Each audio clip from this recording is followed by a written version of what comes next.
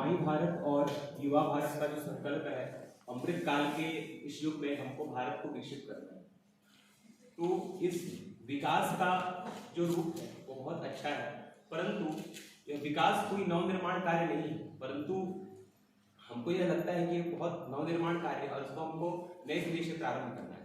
भारत पहले भी विकसित था और उस विकसित काल में लोगों को इतनी आज़ादी थी और उसके बाद इतने वो विकसित थे कि उनके इस विकसित होने और उस राष्ट्र के विकसित होने की जो गुण थे, उस गुण को हमारे ऋषियों ने कहा कि हिमाद्रेश्चैव सिंधु पर्यंताम पुण्याम आर्य वसुंधराम भुक्तिदाम मुक्तिदाम चैव वंदे भारत भारती। इस परंपरा को उन्होंने बहुत सुंदरतम परंपरा के रूप में पहचाना और आज भारत को हमको विकसित करना है। तो विकास की जो दौड़ है ये सबको मिलजुल करके करनी और विकास की इस रूप में हमको एक नया रूप इसको देना है जो कि आधुनिकता के साथ वो कटिबद्ध रहे और आधुनिकता के साथ में संपर्क में रहे। तो हमारी जो प्राचीनता है वो प्राचीनता भी बहुत स्वर्णिम युग के समान थी और इसलिए भारत भारती में राष्ट्रकवि दिनकर जी मैथिली शरण गुप्त जी कहते हैं कि हाँ और ना भी अन्य जन करनान जब भी जानते थे ईश के आदेश तब हम वेद मंत्र बखानते जब थे दिगंबर रूप में वे जंगलों में घूमते प्रासाद की तलपट हमारे चंद्र फूलते झूमते। तो इस प्रकार की स्वर्णिम काल की जो युग वो हमने पहले भी देखा है और हमको इसको पुनर्विकसित करना है। तो इसके लिए हमारे पास आज भी विकास की कई जो सहायक कार्य हैं उसमें हमको देखने के लिए मिलता है कि चंद्रयान 3 की शिव शक्ति पॉइंट पर जो सफलता है और अमृत काल के इस कालखंड में हमने आदित्य L1 की जो लैग्रांज पॉइंट पर सिद्धि है उसको भी हमने देखा है। परंतु हमारे साथ कई कठिनाइयां हैं।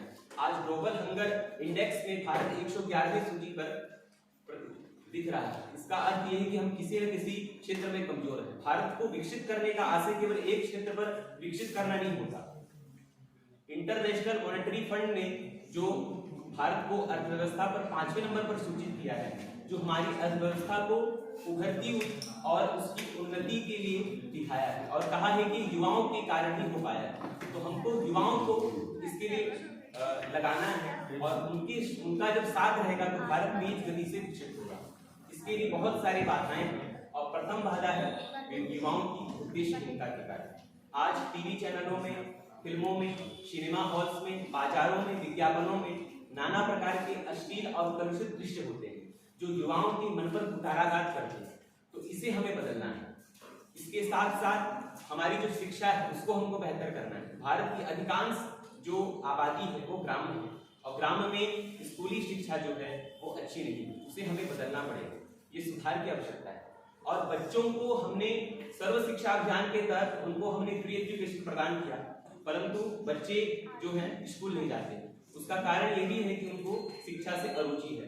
तो शिक्षा से रुचि लाने के लिए स्मार्ट क्लास और कंप्यूटर से उनका जो संपर्क होगा वो अगर बहुत अच्छे से किया जाए, इसको नियम पूर्वक किया जाए, तो तब जाकर के भारत को हम विकसित कर सकते हैं। तीसरी सबसे बड़ी चुनौती जो है वो भ्रष्टाचार है। भ्रष्टाचार जो है वो धनाढ्य को अति धनाढ्य बनाता है और गरीब को और अति गरीब बनाता है। तो इसलिए हमारे बाबा साहब आम्बेडकर ने भी कहा कि भारत का जो संविधान है वो बड़ा तभी होगा जब इस देश के जो नागरिक हैं वो अपने कर्तव्य को नियम पूर्वक इसका पालन करेंगे और इसको करेंगे, तभी जाकर के ये भ्रष्ट से मुक्त होगा। पांचवी सबसे बड़ी बाधा हमारे पास है वो है आतंकवाद।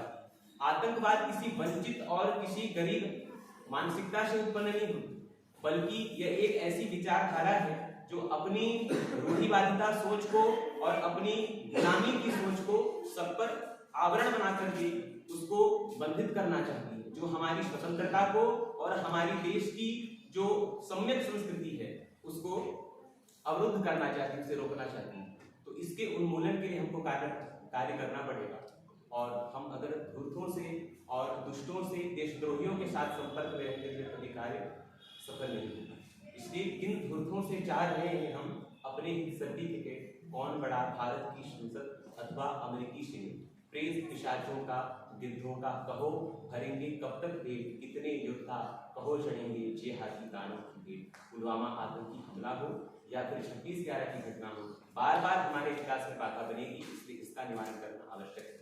पर्यावरण की सबसे बड़ी समस्या है और इस समस्या को हमको नितांत जल्द से जल्द उसको इस संकट को दूर करना पड़ेगा। आज हसदेव की समस्या है और इस हसदेव की समस्या में हमको मिलजुल करके काम करना पड़ेगा, क्योंकि कहा गया है संघे शक्ति कलो युगे। अगर किसी भी कार्य को सफलतापूर्वक करना है तो उसके लिए संगठन आवश्यक है। संगठन में अगर काम करेंगे तो तभी जा करके हम अपने कार्यों की शक्ति प्राप्त कर सकते हैं। तो इस प्रकार हमारे पास कई चीजें हैं, लेकिन उसके पालन का हमारे पास समस्या है, और यही पालन अगर हम दृढ़ता से करें, मिलजुल कर करें, तभी सबका साथ, सबका विकास हो सकेगा। और इस सबके साथ में हमको देशद्रोहियों का साथ नहीं चाहिए, इसलिए केवल देशभक्त का साथ और देशभक्ति का विकास और देश का विकास ये हमारे लिए आवश्यक है।